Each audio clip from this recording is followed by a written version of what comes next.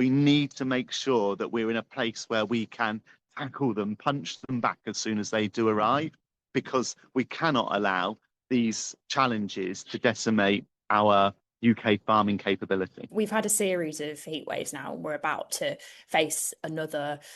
Grass growth has also fallen sharply, and a report has now said that we could face the worst harvest on record. What has this year been like on your farm, and are you concerned for the future? Drought status has come as no surprise to me and other farmers around England and Wales, because we've been facing a prolonged dry weather for a number of weeks. In fact, we could probably measure it in months now. And the impact that's had on my farm are twofold. So I grow grass for my cows to eat. That growth rates have dropped significantly because the grass is turning brown rather than being green. But that also brings a nutritional challenge to the grass and my cows behind me, because the nutrition levels just aren't in that same level of grass. So I'm having to feed them extra inputs, if you like, so extra goodies, and also some food that I've reserved for this coming winter in order that their tummies are full today. And then we also look at the crops that are growing on my farm. So the wheats and the barleys. Well, withdrawing rainfall for them means that the little kernels that grow inside those just haven't swollen to the extent that we would usually grown to what I would usually expect, which means that whilst my field is the same size, it's delivering a lot less product off of it this year due to not raining on it. The report says that there is likely to be the worst harvest on record this year. Do you feel that this would potentially have an impact on food prices, how much money that you might get for your produce, and ultimately, do you feel that there will be an impact on the way that people shop?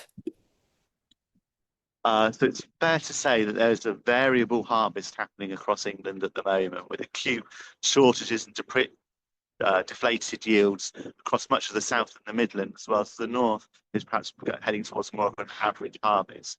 That does mean, though, overall we're going to be producing less this year than we have done before. What does that mean for the wider consumer? Well, supply chains are complex. We operate on international supply chains, which means that we're probably going to be able to pull product from other places to ensure that the immediate effects aren't being felt on shelf.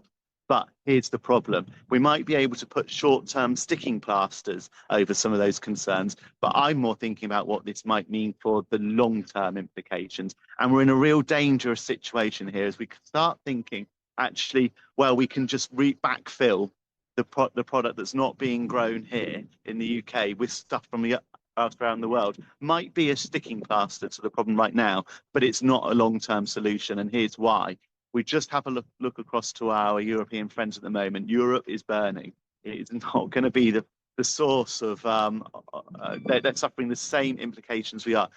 Climate change is universal. It's felt around the world and having impacts everywhere. And geopolitical events take place around the world as well, means that sometimes secure supply chains are no longer secure. A few years ago, we thought it was a good idea to ensure that our allow energy production in the UK to decline whilst it was was increasing from overseas. That turned out to be a really bad idea. We're on the precipice of doing the same with British farming, as we see British farming not growing, which is where I want to see it. We're starting to source from elsewhere. That is not a long-term solution because it leaves us really vulnerable. And one thing I know for sure is that this nation's security's foundation is based on our ability to produce food. And that's what we must enable our farmers to continue to do today and also into the future, no matter what the extreme weather event is. Are the NFU concerned that the warmer temperatures could potentially have an impact on cases of Bluetongue? So the National Preparedness Council warned us last year that the UK is not well prepared for emerging diseases. And as our weather patterns change, we are going to be impacted by new diseases for our animals and our plants that we haven't come across before. There is a real live example of this happening today, where a new strain of a virus called Bluetongue, which whilst not a concern for the human health, it is a big concern, especially for our sheep sector. And what we've seen is an explosion of Bluetongue virus appearing in North Devon, and it is severely affecting our sheep flocks there, causing lethargy, illness in the sheep, and sometimes, sadly, death as well, which is a real big concern because that disease is inevitably going to spread across the country. Now, fortunately, we're in a good place with Bluetongue from the respect that we do have a vaccine available. But as we look to the future, as new viruses are going to and diseases are going to challenge both our plants and animals, we need to make sure that we're in a place where we can tackle them, punch them back as soon as they do arrive, because we cannot allow these challenges to decimate our UK farming capability. What sort of support would you like to see from the government to be able to give farmers to equip them to be able to survive the heat waves and also the Yeah, impact of diseases like that? I really like that question, Holly, because the solutions to extreme weather events are multifactorial. They are never going to be one silver bullet. They are a building together lots of different ways in which we improve into an enormous jigsaw, if you like. Now, the role of government is to make sure that everyone who has an influence in all those pieces are brought together, bashed heads together if needed to get it done.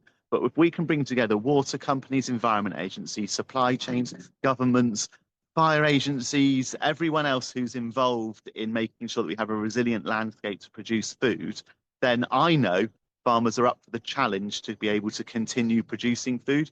But I also know it's going to be a whole lot easier if government is there to bring all of those actors together.